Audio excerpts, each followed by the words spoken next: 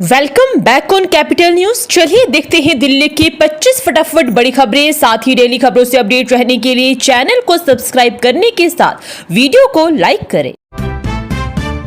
CM Rekha Gupta ने कहा, शालीमार बाग में 3 आरोग्य मंदिर का शुभारंभ, अटल कैंटीन का भी हुआ शुभारंभ।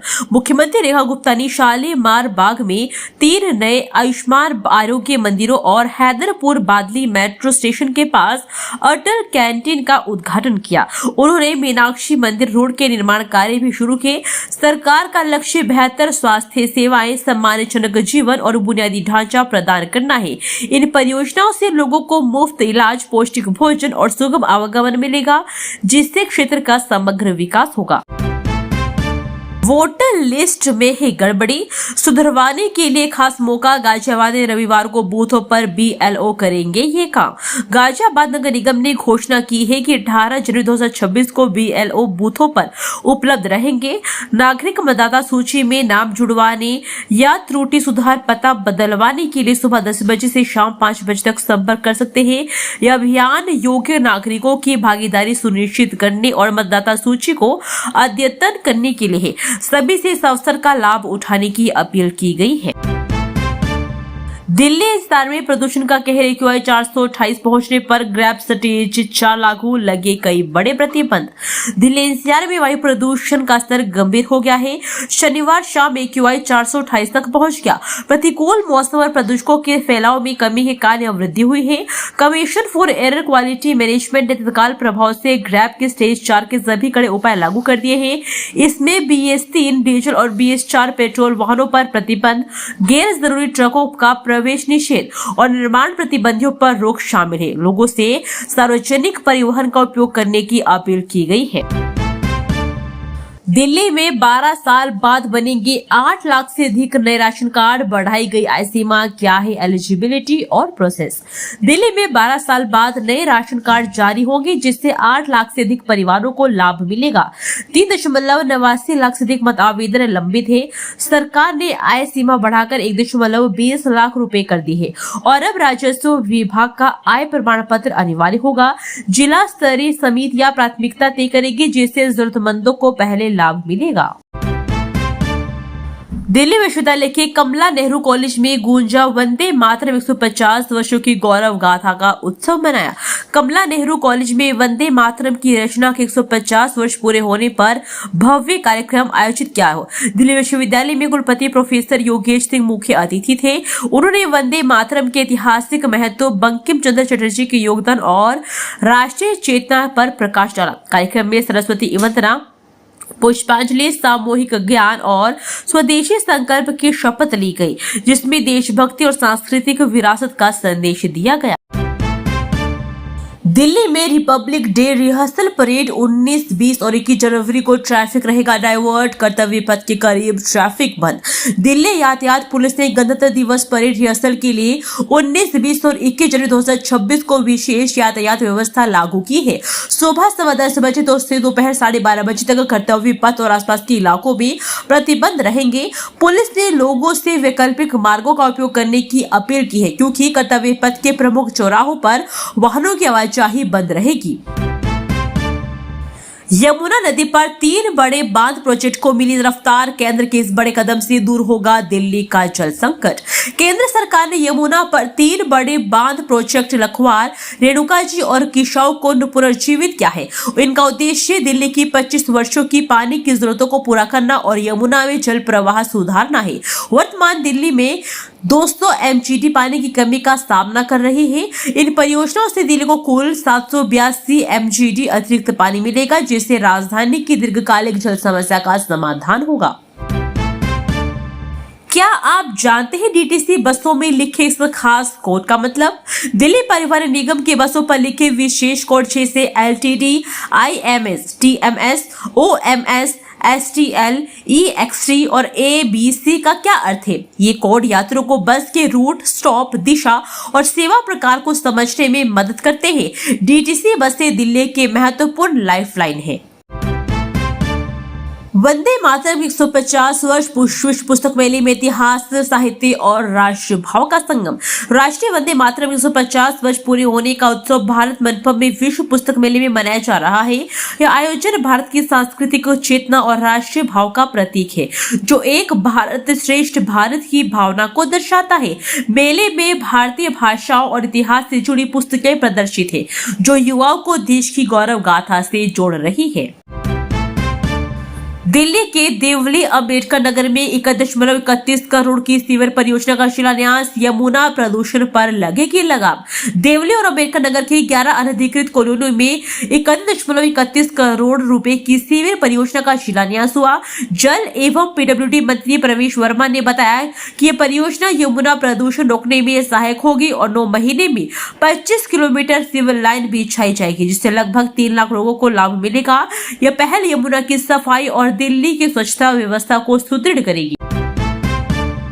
दिल्ली के शाहीन बाग और अबुल फजल एनक्लेव में नाले की समस्या होगी दूर, सांसद ने समाधान के लिए मांगा एस्टीमेट।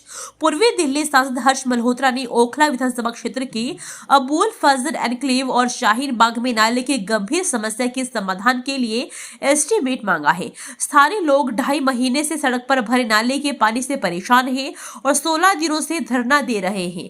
उनका आरोप है कि निगम पार्षद या विधायक ने फंड नहीं दिया। लोगों का मानना है कि पुलिया बनाकर जसोला नाले का पानी सिंचाई नहर में छोड़ने से ही स्थायी समाधान संभव है। गणतंत्र दिवस परेड में लद्दाख के ऊंट के साथ बाज भी आएंगे नजर, दिखेगा सेना का पराक्रम और शौर्य। इस बार गणतंत्र दिवस परेड में शौर्य और शक्ति का अद्भुत प्रदर्शन होगा।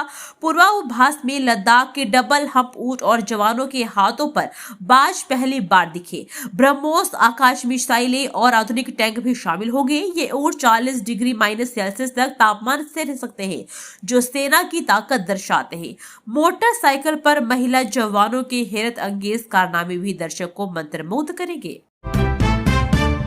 दिल्ली से पटना जा रही तेजस राजधानी एक्सप्रेस में बम होने की सूचना, यूपी में 31 मिनट तक चला तलाशी अभियान। दिल्ली से पटना जा रही तेजस राजधानी एक्सप्रेस को बम की धमकी मिलने के बाद अलीगढ़ में 31 मिनट तक रोका गया। दिल्ली कंट्रोल रूम से मिली सूचना पर सुरक्षा बलों ने तत्काल कार्रवाई की। आरपीएफ, बीडीएस और डॉग स्क्वाड ने ट्रेन की गहन तलाश की। जांच में कोई संदिग्ध वस्तु नहीं मिली, जिससे यह धमकी झूठी साबित हुई। ट्रेन अब सामान्य रूप से अपने गंतव्य की ओर रवाना हो चुकी है। दिल्ली एम्स ने टेंट के लिए दी जमीन, लेकिन हकीकत में तीमारदारों को खुले में काटनी पड़ रही है रातें। कड़ाके की ठंड के बीच मरीजों की परेशानी के बाद एम्स नई दिल्ली में टेंट लगाने के लिए जमीन दे दी है। हालांकि दावों के विपरीत दैनिक जागरण की पड़ताल में पता चला कि कई मरीज अब भी खुले में रात गुजार रहे हैं।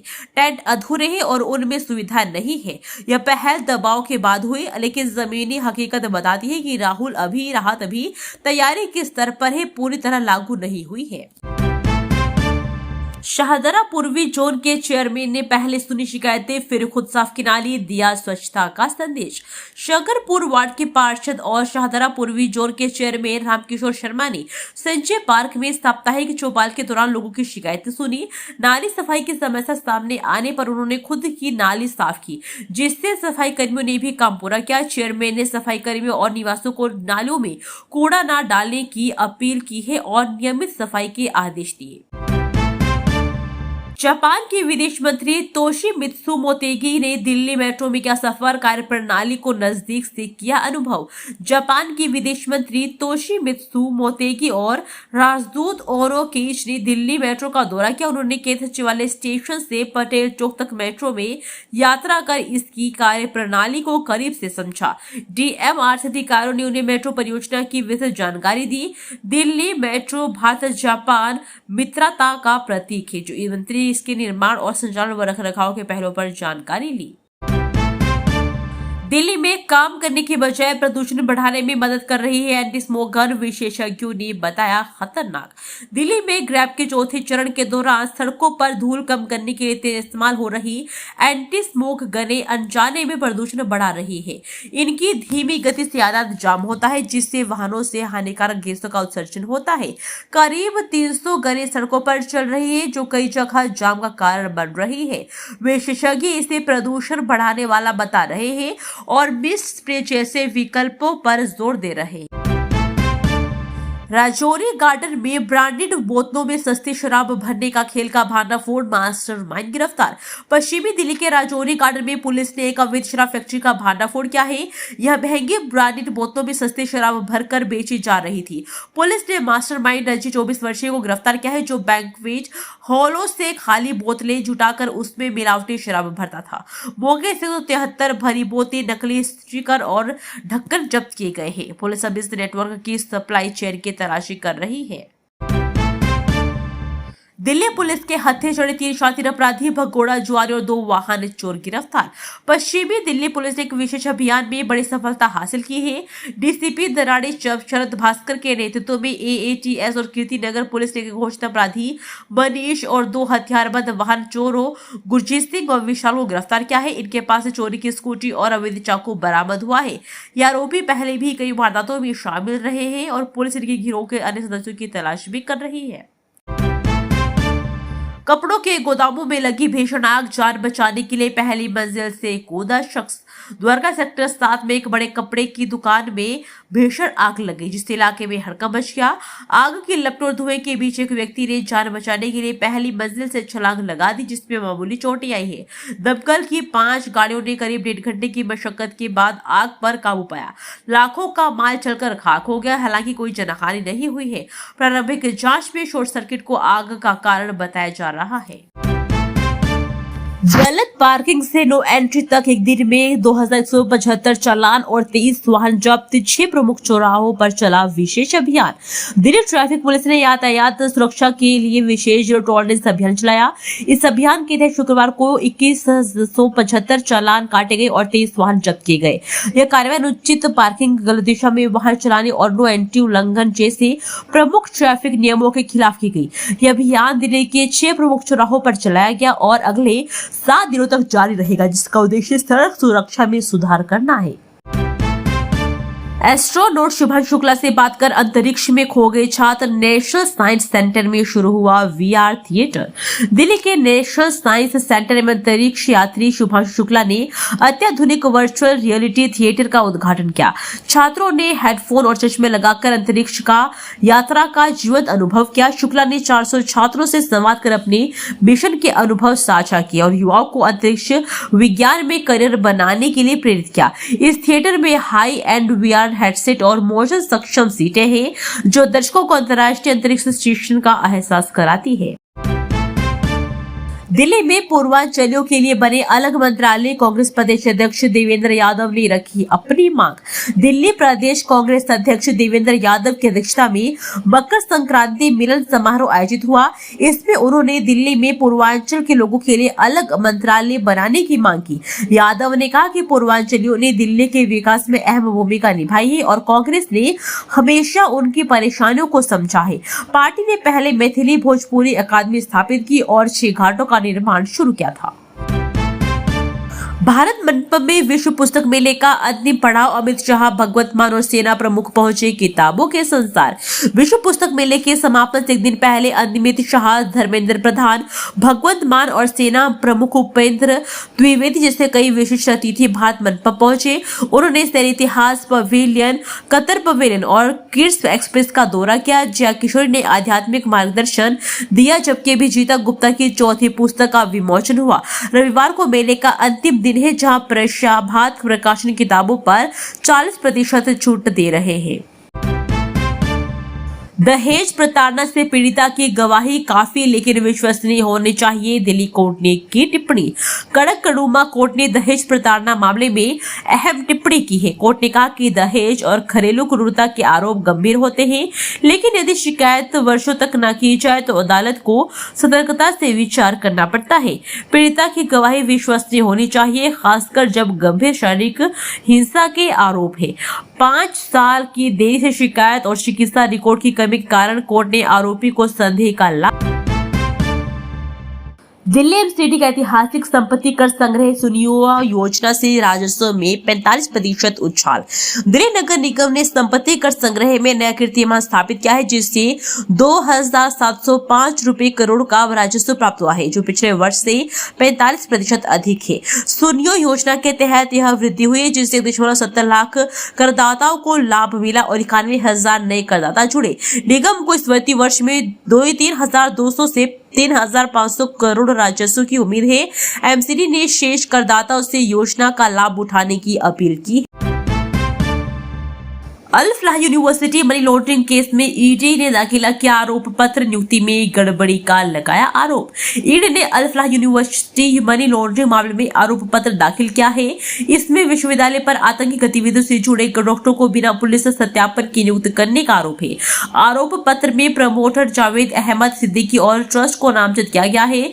जांच में 493.24 करोड़ रुपए की अपराध आय का खुलासा हुआ है, जो छात्रों से शुल्क के रूप में वसूली की गई। कुलपति ने भी आतंकी डॉक्टरों की नियुक्ति स्वीकार की है।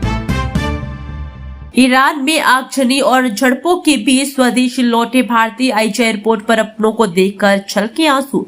ईरान में खामेनेई शासन के खिलाफ बड़ी हिंसा और राजनीतिक अस्थिरता के कारण फंसे भारतीयों की वापसी शुरू हो गई है। शनिवार को इंदिरा गांधी अंतर्राष्ट्रीय हवाई अड्डे पर पहली 2 वाणिज्यिक उड़ानें उतरी, जहां अपनों से मिलकर यात्रियों के आंसू छलक पड़े। लौटे नागरिकों ने ईरान में भीषण आगजनी, झड़पों और इंटरनेट ब्लैकआउट की भव्य स्थिति बयां की है। विदेश मंत्रालय के अनुसार अभी भी लगभग 9,000 भारतीय ईरान में है, जिन्हें सरकार ने व्यावसायिक उड़ानों से लौटने की सलाह दी थी। दिल्ली एससी सिसोदिया की जीत पर सवाल उठाने वाली याचिका की खारिज, कहा चुनाव परिणाम में हस्तक्षेप का आधार नहीं। दिल्ली हाईकोर्ट ने मनीष सिसोदिया की 2020 विधानसभा चुनाव अजीत को चुनौती देने वाली याचिका खारिज कर दी। अदालत ने कहा कि याचिका में कोई ठोस सबूत या वैधानिक कारण नहीं था। न्यायमूर्ति जसमीन सिंह की पीठ ने स्पष्ट किया है कि चुनावी परिणाम में हस्तक्षेप केवल असाधारण परिस्थितियों में ही संभव है। याचिकाकर्ता प्रताप चंद्रा के आरोप निराधार पाए गए। आरएसएस के संवाद मुस्लिम समाज को लेकर क्या बोले रामलाल, भाजपा को बताया संघ की मजबूरी, कांग्रेस को दिया खास मैसेज। आरएसएस के रामलाल ने मुस्लिम बुद्धिजीवियों से संवाद में कहा कि देश में संवाद का माहौल सकारात्मक है, किसी एक घटना को पूरी समाज से जोड़ना गलत है। उन्होंने भाजपा को संघ की मजबूरी बताया और कांग्रेस को भी सुधार का संदेश दिया। रामलाल ने हिंदू को जीवन पद्धति बताते हुए राष्ट्रीय एकता पर जोर दिया और फेक न्यूज को चुनौती बताया। यह एक संवाद देश हित में। दोस्तों, वीडियो पसंद आया तो वीडियो को लाइक एवं चैनल को सब्सक्राइब कीजिए और कमेंट करके बताइए कि आप दिल्ली के किस जगह से इस वीडियो को देख रहे हैं। जय हिंद, वंदे मातरम।